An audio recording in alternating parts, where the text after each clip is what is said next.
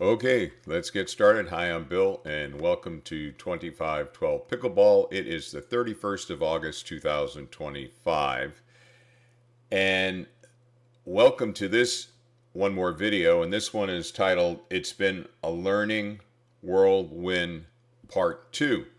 About a week or so ago, I did It's Been a Learning Whirlwind Part 1. I recorded it when I was on the court at the Elks Lodge in San Mateo, where I was doing a drill session there. And I just wanted to do part two. And in part two, I'm going to kind of go over my activity as well as what clinics, lessons, instruction I've been taking over the last month or so. Been a little bit over a month.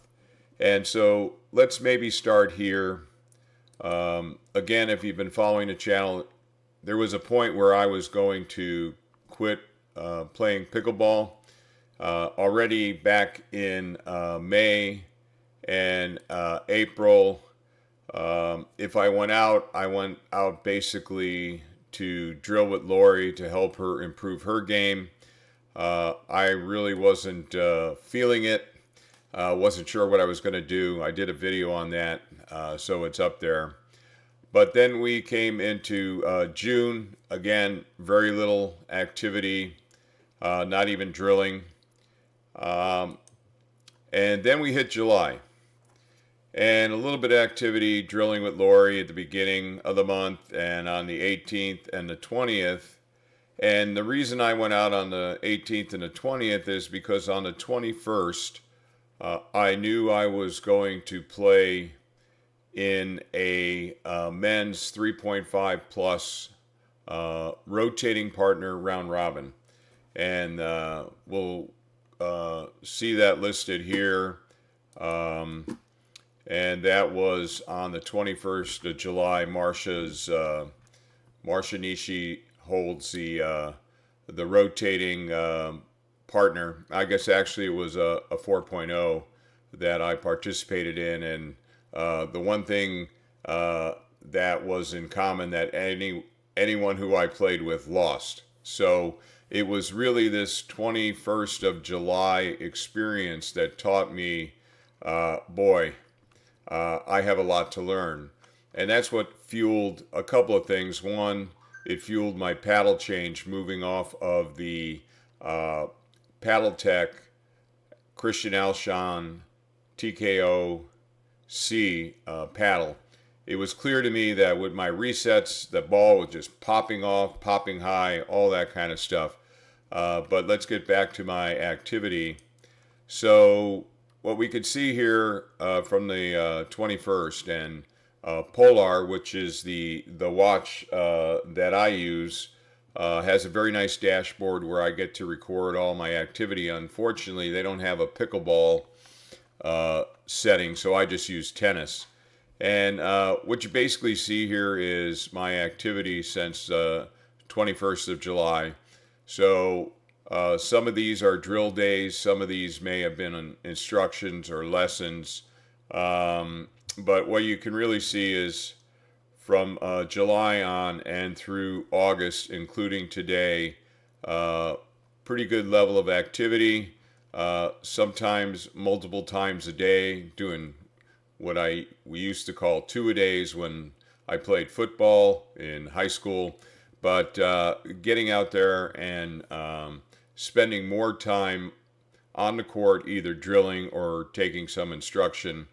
And along this period of time, my weight has also been going down. So I know many people like pickleball more for the fitness aspect. They're maybe not as competitive. Others are competitive and they like the fitness aspect and they enjoy the social. So again, there's various reasons. I got a video up on the site where I talk about my feeling of playing social pickleball versus competitive and all that, so we won't rehash that. But clearly, I've been spending more time on court with my paddle, and I've been getting a lot of benefit out of it. So now let's kind of go over some of the things that I've been taking instruction on and doing clinics on. And so what you see here, and we will work backwards, going up the stack, is activities at the hub in Alameda.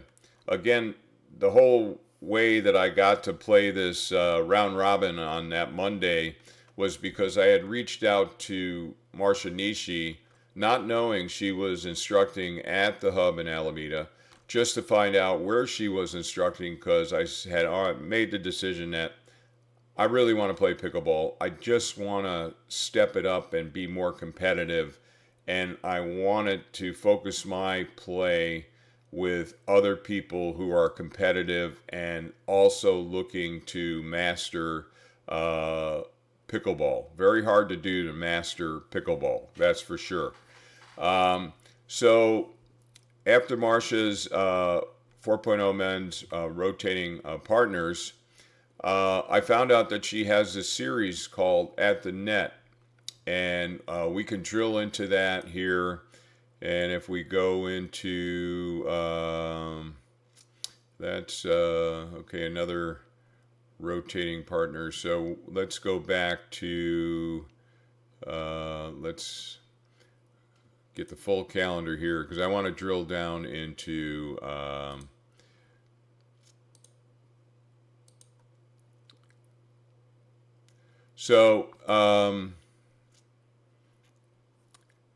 let's take a look at what At the Net covers. And this is one of the reasons I like the hub in Alameda.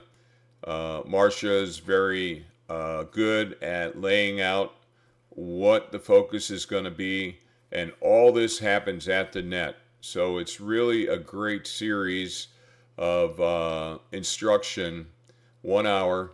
And I think now as a platinum member, I pay $25 for that hour of instruction, generally 8 people in the class. And you can see here dinking patterns, resetting, slowing balls down, forcing pop-ups, defending an attack, the flick and roll. Unfortunately, on the 10th, we're going to be camping, Lori and I, so I won't be able to attend that one. Maybe I'll get a private lesson with Marcia on the flick. And definitely I could use more work on my forehand roll and my backhand roll.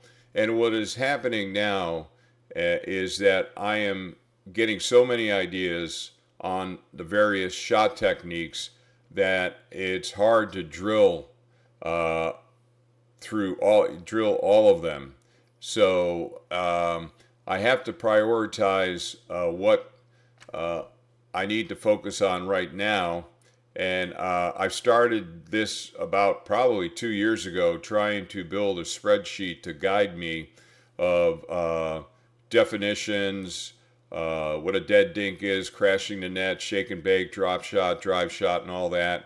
And then I tried to start to lay out, okay, for serve, how to execute and those type of things. And then drills. And at that time, I was focused on drop drive, hybrid drops, the forehand, backhand roll, and drop volley. But now I have a lot more things to drill on. And clearly what's missing on there is dinking, and I'm doing a lot more dinking now. Speed ups should be on here. So this list is going to grow. I'll add to it, I'll refine it, and then I now have to find the time to be out there drilling on all these various shots because, for example, I took a drive, how to do a forehand drive with Marcia, and I didn't reinforce what she taught me by immediately drilling on it. And so now my proficiency is way down on my drive. So I'll probably have a lesson with her. Maybe part of it will be on the flick and the roll, part of it will be on the drive, and then I'll make sure I immediately reinforce it by getting out there and executing it in drill sessions with the Titan 1 ball machine, or having Lori feed the balls with me or whatever. But I really not got to keep working regularly on drilling these various shots, but I will prioritize them on what is the most important for me to drill on now. and then what can I add later. For example, my drops are pretty good these days. Do I really need that drive? As long as I got a good drop, I think that's the door to getting up to the kitchen line. Would a drive enhance that, where maybe it's a third shot drive and then a fifth shot drop? Yes, but for right now, maybe there's a higher priority shot than getting that drive going. So that's what I'll figure out. But I just wanted to show you the concept of kind of having a little spreadsheet that could help guide you on what to work on as far as priorities of different shots and those type of things. But let's get back. So anyway, I like this, and what I'm doing now, Marcia holds a 3-0 to 3-5 from 10 to 11, and then she also generally has an 11 to 12 at the net, and I take that as well. So on Wednesdays, there's 2 hours of me just working on at the net under her observation and instruction in a group setting, and I'm doing those 2 hours to try to up the time that I'm at the net working on things that are important once you get to the no volley zone. So so that's what I've been doing, as see at the net here. And then I took a couple of intermediate clinics. This one on Tuesday, my serve had fallen apart. And so Jonathan Chang worked with me. I was the only one who signed up for the clinic, which was a bonus to me. And we spent the hour on trying to get a good serve technique in place. And I'm very comfortable with it now. And I think I am replicating what he showed me in the clinic. And I work on that serve each time I go out and drill with Lori. And then again, you see another, this 3.5 at the net rotating partner on the 6. That's where you actually play a game. And let's see if we can find that in here. So that was the 6. I don't know if I can go backwards. Haven't tried. No, I can't go backwards. But I know one's coming up on the 3rd. So let's take a look. 3.5 at the net rope. So there's still a few spots open. And this is a 2-hour round robin. It focuses on play at the kitchen only. So basically dinking, speed ups, resets, those type of tasks. And so I'll be taking that on the 3rd for 2 hours. And again, I'm spending a lot of time at the kitchen, and I really feel like I'm enhancing my skills. I feel very comfortable with speed ups, resets at the kitchen line. I still need to get better at resets from mid transition and those type of things, but if I can get to the kitchen, if I can make my way up through that transition zone, I feel very comfortable once I'm there.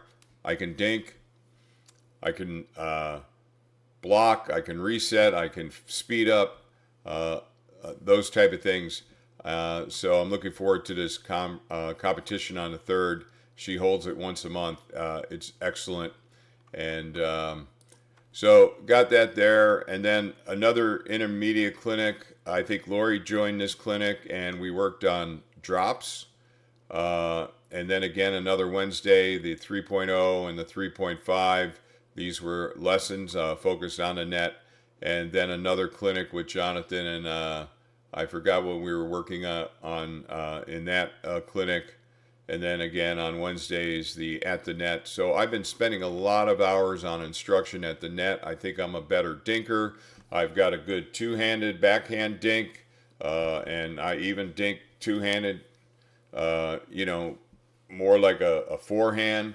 I'm trying to avoid reaching for that ball, because if they can make me reach for the ball, and if that ball's not in front of me, it's more likely I'm going to pop it up. So a lot of work of moving along the kitchen line and then getting back into position, or taking a step back where you have your anchor foot. So it's just been it's been fun, and I'm learning a lot.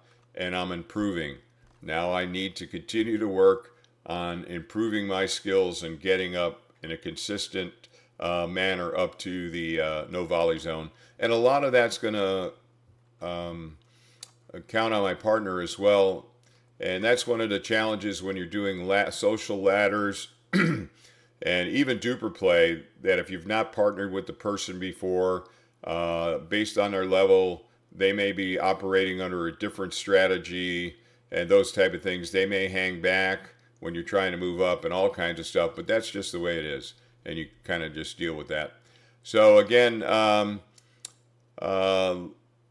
so that's what was pretty much going through August. And then as far as the hub in Alameda, and then the upcoming stuff, again, I have the rotating partner round robin, 3.5 plus at the net.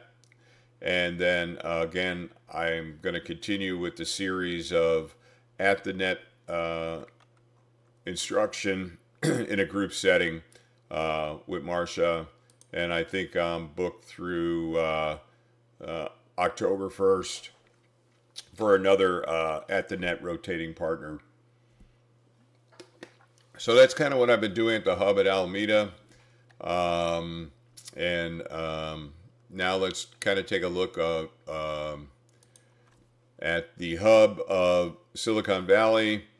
I don't know that I've got a historical perspective here, but clearly I've been doing social ladders and playing in a 3.0 to 3.5 level, the partner ladders, split ladders.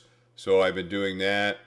I've been doing the duper games regularly.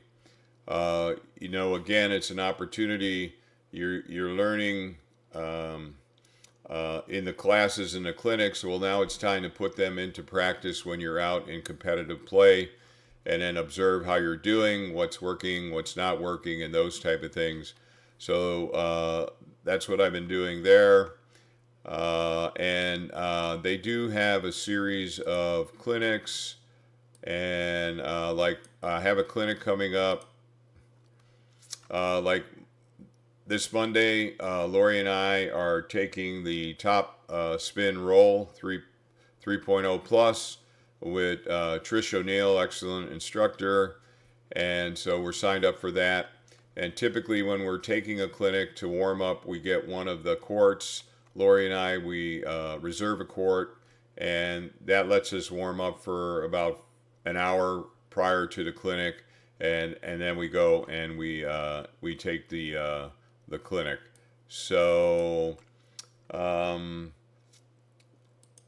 just wanted to kind of show you some of the things that I've been focused on as far as instruction. Now I've had 2 private lessons with Marcia. Again, one of them was the drive, and I was doing pretty well with the drive. Needs a lot of work, but that session also turned into a drive drop, and then a drive drop move up through the transition zone. And I really believe the more I get an opportunity to work on moving up through the transition zone, where I have an instructor observing me and giving me pointers on what I'm doing well, what I should maybe change, maybe I need to move a little bit to get that ball more in front of me. That is very important experiences for me in trying to develop my capabilities to consistently execute shots, resets, moving up through the transition zone. Did another one with Marcia on, I asked her to evaluate my returns. So we worked on that. She gave me some ideas on getting set up for the return as I'm seeing the ball coming at me. I was carrying my paddle in front of me, and then I try to get position and bring my paddle back. And she's kind of got me now where when the serve is starting to come, I'm already got my paddle back, so that is taken care of, and then I can focus on positioning myself in front of that ball so that I can then get my paddle on it and get a good deep return. And I do tend to put height on my return, and I do that because I find when I put height on a return, it gives me a little bit more time to get up to the no volley zone, up to the kitchen line, and I have higher success getting there. Otherwise, if it's a low return, I often have to stop short of the kitchen line and get into a defensive stance, a good balanced stance, ready for that ball to come back at me. What else did we work with Marcia? Again, we worked some more on drops, and she validated that my technique on drops is good. Oh, Lori and I did take a two-handed backhand drop class with an instructor at the Hub in Silicon Valley, Kim Inch. Excellent instructor. She was filling in for Trish O'Neill, who normally does that clinic, and so it was really great getting confirmation on good technique for doing a two-handed backhand drop cross court. And so again, Lori and I are just really trying to take advantage of the opportunities that both the Hub in Alameda and the Hub in Silicon Valley are presenting to us to learn. And then, beyond that, like again, this is the top spin roll, that class tomorrow morning that we'll be doing. But then beyond that, Lori and I are basically just spending time out.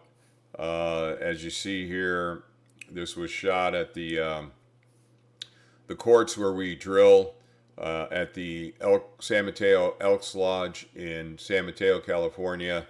We're members. I'm a member. Lori has spouse privileges, and we're able to get court time easily. We're allowed to bring our ball machine out there and use it. Like this morning, we were out there. Lori has just left to go play up in San Carlos with a couple of her friends. But we like to get out there regularly. If we're not going to the Hub in Alameda, or we're not going to the Hub in Silicon Valley, which is in Campbell, California, then we're generally out for a couple hours, hour and a half minimum, generally 2 hours, maybe 2.5 hours, working on shots. We play a lot of 7-Eleven, where one person's at the kitchen feeding the ball to the person that's at the baseline who has to work their way up. We do a lot of that. We do singles play, cross court. We do a lot of that. We're spending a lot more time dinking. Generally, we're spending 30 minutes at the start of every drill session dinking. And it's more than just warm-up now, because we've learned, Lori's also taking the at the net classes. Her last, she's taken 2 lessons with Marcia. Her last one, she spent the whole hour on dinking with Marcia. And Lori has really made a lot of adjustments in her dinking. She's staying at the line more. If she has to step back to let the ball bounce and dink it over, then she's moving forward. She's using 2 hands a lot more for stability. So just a lot of differences. And so we're both spending 30 minutes drilling cross court, directly across, forehand cross court, backhand cross court. And again, I used to say, oh, why are we even dinking? Because we never get into a dink rally, when I was playing before with people. But now it's clear to me after that thing I did on the 21st of July with the higher level men, that a lot of dinking happens as you go up in level, and you really need to understand what to do once you get to the kitchen line. Getting there is hard enough, but if you do get there, you really need to know. You need to be on your game to understand how to stay alive at the kitchen line and those type of things. So anyway, I just wanted to learning a lot. I think at times, sometimes I've got too many ideas maybe going on in my head. So I tend to just focus on a couple of things when I'm playing competitive now, like when I played Duper last week and when I played Duper this Friday. I'm going to make sure my returns are high and deep. I'm going to get my serves in. I'm going to do my cross-court drops. I'm going to be mindful of when I'm resetting, keep my paddle loose, and use their pace to return the ball. So, so many different things to think about sometimes. But I think what's going to happen as I continue to drill on it and as I continue to play, these things will become more automatic. I'll have to think about it less, and my confidence will go up because I'm executing the shots in a manner that they should be executed in to keep the rally alive, looking for that opportunity for that put away or to end that rally in our favor. So anyway, kind of went on a lot here, but if you like this kind of content, please give it a thumbs up. If you have any questions, ask me. If you're in the Bay Area and you're looking to improve some of your skills, if you enjoy dinking or you don't enjoy dinking, but you're really going to need to know how to dink if you're working to try to go up in your level, then maybe consider joining some of those classes that Marcia has at the net in Alameda. And again, the hub in Silicon Valley between Trish and other instructors. It's just they have a good cadre of instructors at the hub. And Neil, excellent, did a great clinic with him the other night. And then he played with us for a couple of games. After our clinic session was over, three of us stayed, and he was the fourth. And we played kind of like three in the coach. And he was able to give us immediate feedback as we're playing that game, which is really excellent. I love when I play competitive to have a coach looking and observing and giving me little pointers as I'm playing. That'd be really great. But so far, not able to do that. Although we did speak to Neil, and he's open to doing three in a coach if we can get the three people together. And then, there's a rate for that, but you're paying for the instructor's time. But in my view, that's that's worth it especially if you're trying to up your skill levels. It may be an excellent value. At least I think it is for me, but I know everybody's case may be a little bit different. So, all right, that's about it. Hopefully you're out there on the courts enjoying pickleball, however you decide to play. And it's a lot of fun. It continuing to grow. And I'm so happy that I've made the decision to really kick it into gear and see where I can take things. I mean, I call it, in comments, some of the comments, people say it's ego and all that. But I think it's really what I call mastery motivation. It's something deep within some of us that compels us to try to improve and grow. It's not about external rewards. It's not about the recognition or anything. I think in some people, it's just within us that motivates us to try to master whatever we may be doing. And I don't think it's limited to pickleball. It's just something, whatever our endeavor, we try to master it. And so maybe for some it's ego. Maybe you have friends, some of the views that have commented that it's ego. Maybe it is for some, but for others it's trying to master pickleball. Very difficult to do, but there's this mastery motivation within some of us that's really compelling us to try to master whatever we do, and that applies to pickleball as well. So anyway, all right, thanks again. Maybe we'll see you on the court sometime.